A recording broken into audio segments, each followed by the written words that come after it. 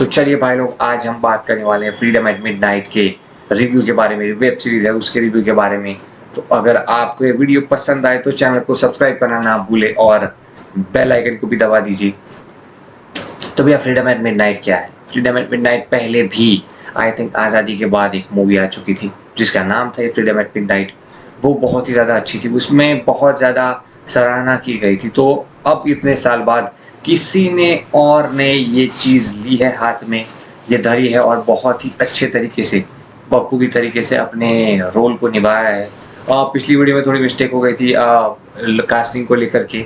मैंने बोला था प्रतीक गांधी है, लेकिन नहीं है, मेरी थोड़ी मिस्टेक थी, इसलिए सॉरी। यहाँ पे कोई और ही एक्टर है और डायरेक्टर भी नीतीश करके है। तो निखिल निखिल करके है, निखिल अडवाणी या कुछ ऐसा ही। तो निखिल डायरेक्टर है, तो बहुत ही ज़्यादा अमेजिंग तरीके से इनको डायरेक्ट किया है। Amazing director. चीज़ों की अगर बात करें इसके डायरेक्शन की, तो बहुत ही बढ़िया डायरेक्शन है। मतलब आप सबको वो वाला एरा में चले जाएंगे कि जब आई थिंक 1947 से पहले वाला 2 साल का एरा और 1947 के बाद का 2 साल वाला एरा, मतलब अराउंड 1945 से लेकर के 1950 तक, जब तक गणतंत्र दिवस आई थिंक रिपब्लिक डे जब तक नहीं मना लेते, तब तक का आपको आई थिंक मोटा मोटी एरा देखने को मिल जाएगा। बात करूँ इनकी एक्टिंग की, मतलब इंडिविजुअल एक्टिंग, बहुत ने बखूबी तरीके से अपनी एक्टिंग की है। अगर आप चाहोगे तो आपको रियल में ये सीरीज आप 2 बार तो ज़रूर ही देख लोगे, भले ही आप कुछ भी ना देखते हो। तो उस लेवल के डायरेक्शन और उस लेवल की एक्टिंग हुई है। मतलब अगर किसी डायरेक्टर को कोई चीज़ करवानी है एक्टर से, तो वो करवा ही लेगा, चाहे वो एक्टिंग हो या डांसिंग हो या फिर फाइटिंग की सीन्स हो, एक्शन सीन हो या कुछ भी हो। सब डिपेंड करता है डायरेक्टर पे। लेकिन अगर डायरेक्टर अच्छा नहीं हुआ तो सब कुछ बढ़िया क्यों ना हो, पैसे क्यों ना दिए गए हो। हमने देखा है कि बड़े बड़े बजट वाली मूवीज़ धरी की धरी रह जाती है। तो फर्स्ट ऑफ ऑल अगर बात करूँ इसके डायलॉग डिलीवरी की, तो डायलॉग बहुत ज़्यादा अच्छे हैं, पर्सनली बहुत ज़्यादा अच्छे हैं।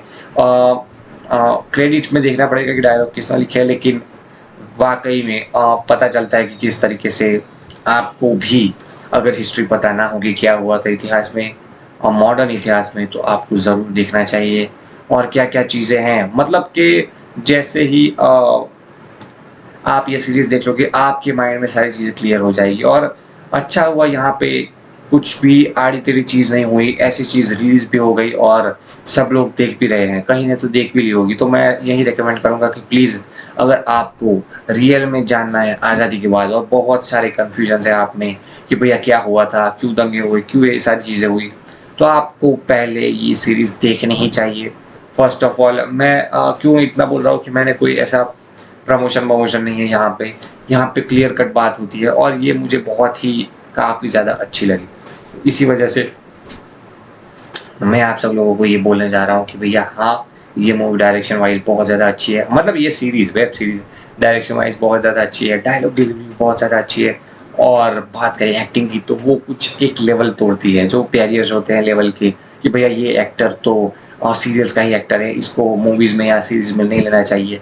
लेकिन ये सब कुछ बकवास है, सब कुछ अच्छी बात नहीं है किसी को बोले। ये सारे एक्टर्स वही है जो शायद ही कुछ मूवीज़ में आते होंगे, लेकिन और मूवीज़ में आते भी होंगे तो बहुत छोटे-मोटे रोल के लिए आते होंगे। तो इसी वजह से मैं बोलने जा रहा हूँ कि नहीं, सब कुछ डिपेंड करता है एक्टर पे भी और डायरेक्टर पे भी कि वो लोग किस तरीके से अपने आप को प्रेज़ेंट करते हैं। मतलब अभी अपने अच्छी तरीके से आपने अगर किसी चीज़ को प्रेज़ेंट किया है, तो वो पब्लिक डिमांड करेगी ही और शायद सीज़न 2 की भी डिमांड करे कि भैया आगे क्या हुआ, वो देखना होगा इंटरेस्टिंग। तो बस आज के लिए इतना ही।